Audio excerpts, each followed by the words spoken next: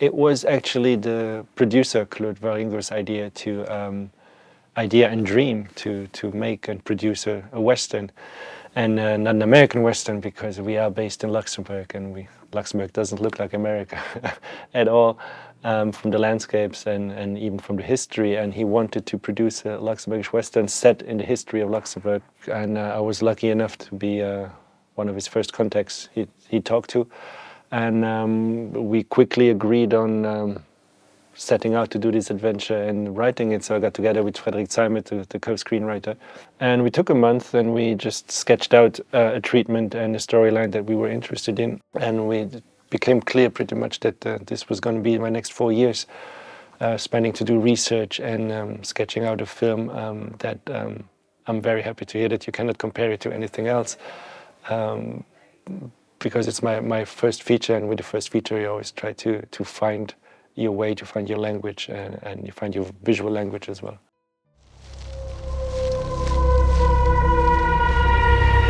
It was new territory, but then again everybody saw so many Westerns, so you know what you want to get at, you know what results you want. So I did a mood book that was very large and very detailed about. It was references going from movies from the 30s, from European movies from the 30s to American movies from the 60s, through literature, through music, everything that set the mood for what I wanted to do, because it was not only supposed to be a Western, but it was supposed to be a Western with a fairy tale dimension to it, and that was something that was very important to me. The DOP, Nikos Walter, was one of the first to come on board, and it was a real privilege to just take 2 or 3 months to start to put this screenplay that we wrote into images in our heads, and then into paper, and to project what we wanted to do. And everybody was so committed, from production to set design to costumes, just to create a world and to create something that in that scope in Luxembourg has never been done before.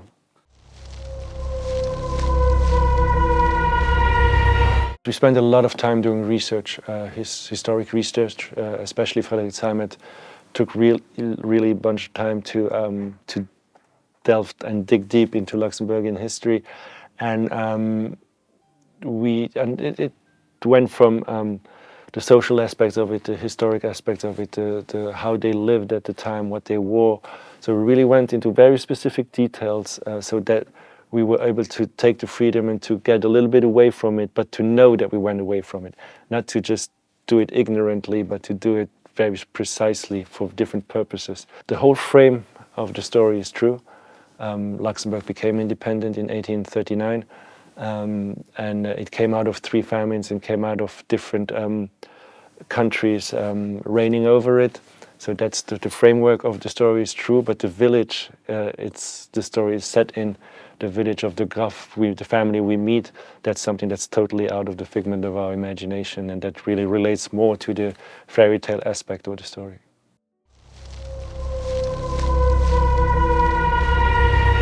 We played with the idea to go as far as to have the actors talk Old Luxembourgish of the time, but I talked to several linguistic experts, and they translated some sentences into very Old Luxembourgish, and I didn't understand anything at all, and that would have been a phonetic shoot, and I didn't want the actors to feel that is strange to it, and me neither, and the spectator neither. I didn't want Luxembourgish audience in the cinemas having to read subtitles more than they should, because in Luxembourg we have the privilege that every movie that comes out in our original soundtrack, so you don't have dubbed movies.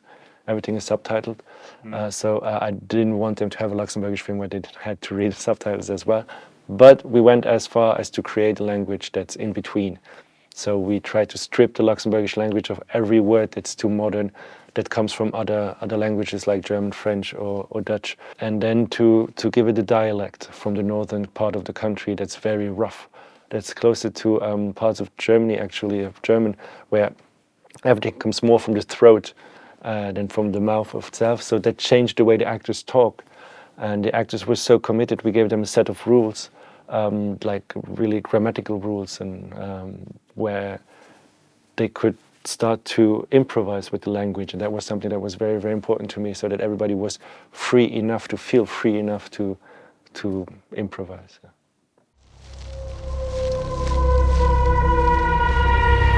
I didn't want it to be an anachronistic Western in the sense of Western tended to be very macho movie genre, and it was actually the producer's idea, Claude Waringo, to have a female protagonist, because he felt that it was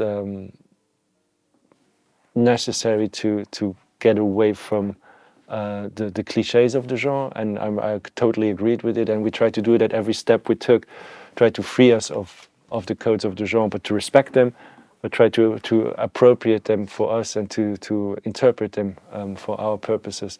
So to have a female protagonist, not only one, but three, who are very, very strong and who take this movie to their guts and really push the movie forward, was something that was very important to us.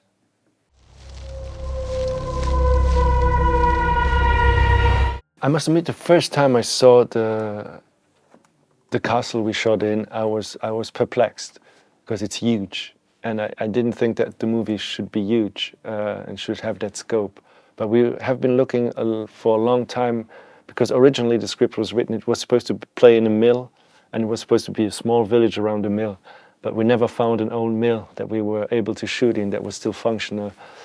So we stumbled upon this castle, and when we came in, I was like, okay, it looks big, it looks enormous, but again, this is what the family could be. So we started rewriting the script in order to fit the location with the family, to fit the family with the location, and to try to imagine how could the village live here. And we started to build outside fields and a mill outside, and really came together very, very naturally. And that was something that I remember the first day on set, when everything was built, coming onto the set, you had the main actor, Jules Verne, who was there, who plays Gruff, in full costume. First time he was in full makeup and costume, sitting there, and he said, we have a really nice playground here. And I was like, yes, this is going to be a really nice ride. And it was fantastic.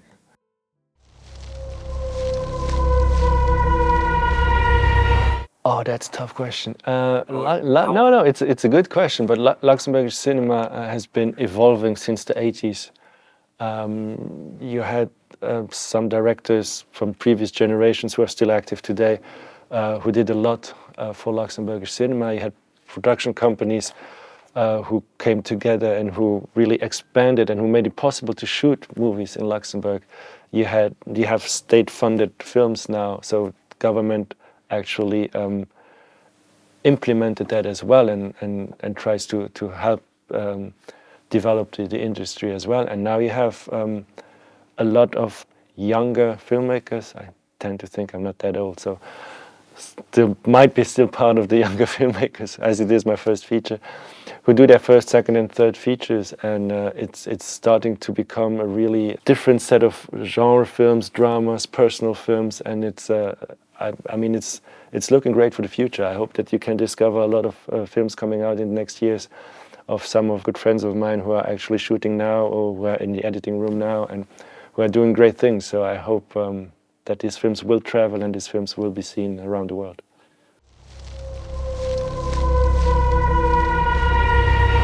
About LÄIF A SÉIL, it's still in the festival run, still going to some festivals in the coming months and weeks. It doesn't have a distribution in Germany. I would love it to have a run in the theaters in Germany, but as of now, it's not the case. And as for my other projects, I'm currently shooting. I'm on a one-week break here, so I'm very lucky to be here. We shot half of a TV series.